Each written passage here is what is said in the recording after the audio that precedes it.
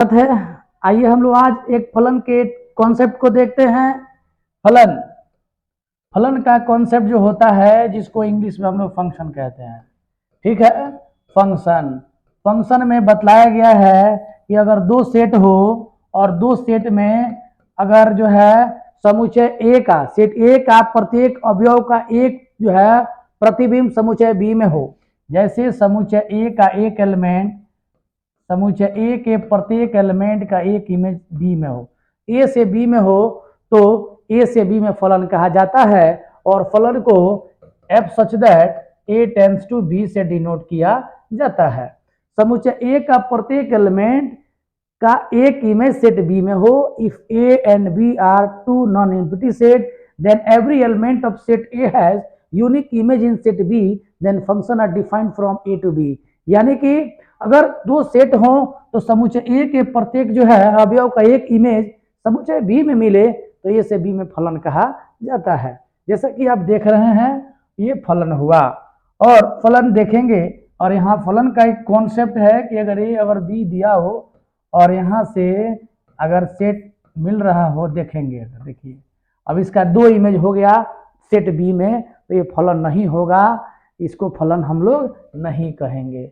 और आप ये जानकारी ले सकते हैं कि समुच्चय ए अगर बी हो और देखेंगे इसमें अगर जा रहा है, यहाँ ध्यान देंगे तो अगर इसमें एक एलिमेंट खाली रह जाए तो भी फलन नहीं होगा। कहता है कि समुच्चय ए के प्रत्येक एलिमेंट का समुच्चय ए के प्रत्येक एलिमेंट का एक इमेज सेट बी में हो तो ए से बी में फलन कहेंगे। इसका एक भी इमेज इसमें नहीं है इसलिए फलन नहीं होगा। तो फलन आप समझ गए होंगे और फलन को बेसिक रूप से algebraically y equal to f x से भी डिनोट किया जाता है। y बराबर एफ एक्स कोई फलन हो तो x के सारे संभव जो है मानों को x के सारे संभव मानों को प्रांत कहा जाता है और x के लिए y के संभव मान जो होंगे उसको परिसर कहा जाता है। All possible value of x is known as domain and all possible value of y for x is known as range. तो आप डोमेन रेंज भी आप समझ गए होंगे और y equal to f x में x जो होता है ये स्वतंत्र चर होता है यानी कि इंडिपेंडेंट वेरिएबल होता है और y जो होता है वो डिपेंडेंट वेरिएबल होता है और x पर आधारित होता है y, x पर डिपेंड होता है y। इसलिए y equal to f x is equal to कोई फंक्शन अगर है y equal to f x is equal to मान लिया जाए कि 2x प्लस 4 कोई जो है फंक्शन है तो x के मानों पर y का मान क्या होगा, डिपेंड होगा। x के जो भी मान होंगे वे तय होगा, वो तय जो है x का जो भी मान होगा वो तय करके बतलाएगा कि y का मान क्या होगा। जैसा कि x का मान यदि अगर हम जो है एक ले लेते हैं तो आप देख सकते हैं कि 2 1 में 2 और 4 6 यानी कि y का मान क्या हो गया, 6 हो गया। x का मान अगर हम 2 ले लें 2 × 2 + 4 दैट मीन इसका मान क्या हो जाएगा, y का मान 8 हो जाएगा। तो x का मान स्वतंत्र हुआ, y का मान स्वतंत्र हुआ यानी कि x इज इंडिपेंडेंट वेरिएबल हुआ और y डिपेंडेंट वेरिएबल हुआ। ठीक है x। और देखिए 12th क्लासेस में हम लोग को मैपिंग में कुछ और भी जानना है।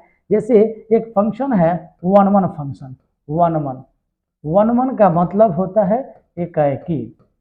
तो जैसे कि मैं बता दूं कि एकाकी में क्या होता है कि अगर दो सेट हो ए और बी और ए से बी में क्या हो फलन हो तो मैं बतला देता हूं कि देखिए है ए से बी में अगर फलन दिया हो तो यहाँ पर सवाल ये है कि बी का एक एलिमेंट जो है ना इस एक एलिमेंट से कनेक्ट होना चाहिए।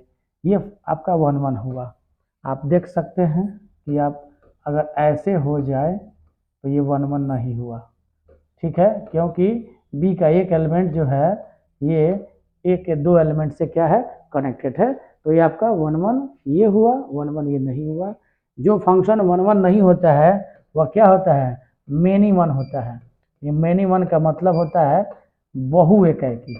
ठीक है, जो फलन एकाकी नहीं हो वह क्या होता है, बहु एकाकी होता है। ठीक है, और इसके बाद से एक फलन है आच्छादक फलन, आच्छादक ऑन टू फंक्शन, आच्छादक फलन इसको कहते हैं ऑन टू फंक्शन, ठीक है।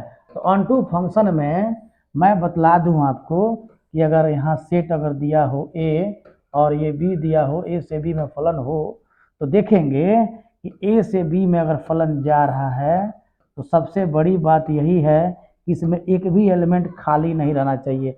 बी का एवरी एलिमेंट ए के किसी न किसी एलिमेंट से इंगेज रहना चाहिए, ए ऑन टू नहीं होगा, क्योंकि यहाँ देख रहे हैं ना ये वो खाली रह जा रहा है बी में, इसलिए ये ऑन टू फंक्शन नहीं हुआ। ऑन टू फंक्शन ये हुआ, देखेंगे, ये देखिए ऑन टू फंक्शन ये हुआ, देखेंगे। और ये ए है और ये बी है, तो इसका एक भी एलिमेंट देख रहे हैं खाली है। एवरी एलिमेंट, बी का एवरी एलिमेंट एक किसी न किसी एलिमेंट से क्या है, कनेक्टेड है। ये आपका हो गया ऑन टू फंक्शन। तो ट्वेल्थ के सिलेबस में 1-1 को जानना है, ऑन टू फंक्शन। या फंक्शन तो बहुत होता है, लेकिन मुख्यतः हम लोग को इसी 1-1 और ऑन टू फंक्शन पे क्या करना है, बात करना है।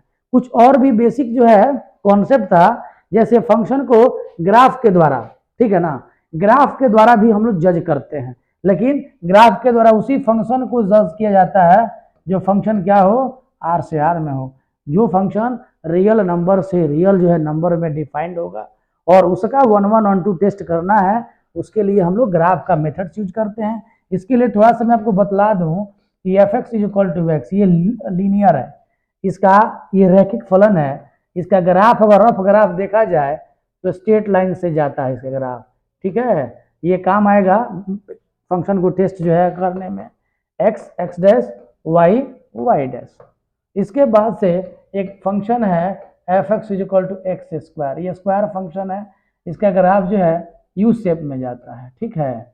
और ये भी आपको जानकारी होना चाहिए, ठीक ना। और ये बहुत काम का चीज़ है, समझ रहे हैं ना। देखेंगे f x is equal to x cube, ये फंक्शन का ग्राफ जो है इस शेप में जाता है, और एक्स एक्स डैश वाई और वाई डैश, ये भी आप देख सकते हैं, ठीक है। और मैं बतला दूं आपको कि जितने सारे सम संख्या होगा, एक्स का पावर सम संख्या, सबका ग्राफ यू शेप में होगा, और जितने भी फंक्शन होंगे जिससे ग्राफ विषम संख्या होगा, एक को जो है छोड़कर सबके ग्राफ का शेप इस टाइप का होगा, ठीक है। और इसके हिसाब से हम लोग फंक्शन की, और देखिएगा यहाँ एक और भी है, f x is equal to mod x, modulus function है, जिसका ग्राफ आपको पता होगा कि वी शेप में होता है ना, वाई वाई डैश। और मैं बतला देता हूँ और भी, देखेंगे कि f x is equal to step x का ग्राफ, इसको कहते हैं हम लोग ग्रेटेस्ट इंटीजर फंक्शन, ठीक है। ये हो गया ग्रेटेस्ट इंटीजर फंक्शन, इसको हिंदी में कहते हैं महत्तम पूर्णांक फलन, महत्तम पूर्णांक फलन, इसको आप देख सकते हैं।